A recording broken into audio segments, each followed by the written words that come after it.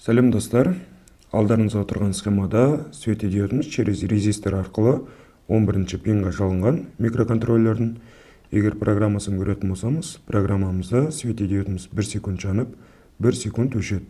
Начать моделирование десек, яғни светодиодымыздың жанып өшіп отқанын көре аламыз.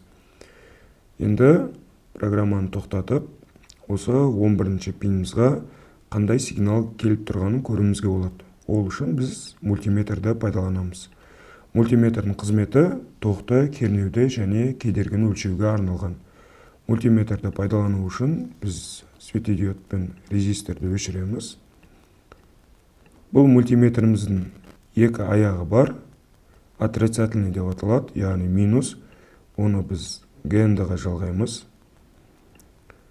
Келесі аяғы ол положительный. Бізде плюс, оны біз 11-ші аяғына жалғаймыз. Бұл жерде мультиметрдің қызметі, яғни 11-ші пинға қандай кернеу келіп тұрғанын көруімізге болады. Ол үшін начать моделирование дегенді басамыз.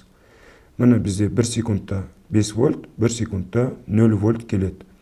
Программада, яғни high деген кезде бізде 5 вольт барады, low деген кезде 0 вольт барады. Ол digital write деген команданың арқасында жүзеге асады.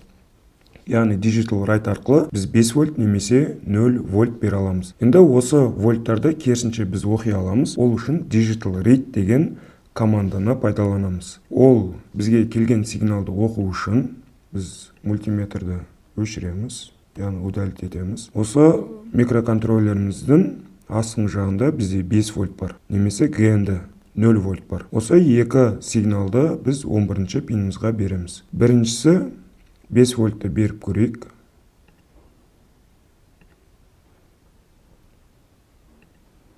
Так, 5 вольтты 11-ші пинімізға жалғадық. Енді программасы.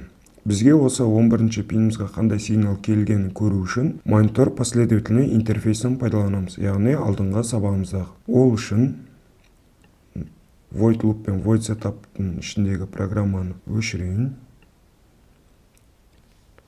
Так. Енді void setup'тың ішіне біз pin мод жазамыз. Pin модтың ішіне 11-ші пинімізді, енді бұл жерде output емес, input дегенді көрсетеміз. Яғни біз сигналды оқып отырмыз, сол себепте input жазылады. Одан кейін serial begin. Монитор портты қосу үшін serial beginді жазамыз. Serial портқа шығару үшін serial print ln пайдаланамыз. Бұның ішіне, яғни қандай пиннан сигнал оқып атқанымызды жазамыз. Ол үшін digital read. Digital write бізде пинімізға тоқ береді, или кернеу береді қандайда бір. Ал digital read, наоборот, соны оқиды.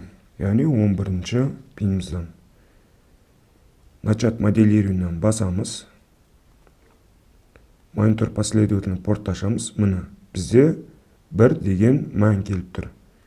Бұны тоқтатып, 5 вольт емес, ГНД-ні жалғап көретін болсақ, яғни минусты начать моделирование басамыз. Яғни бізде 0 вольт кеп тұр. Яғни біз 5 вольт пен 0 вольтты беру арқылы 1-0 деген мәнді алатын боламыз. Алдағы уақытта кнопканы басу арқылы светодиодты жағып өшіретін боламыз.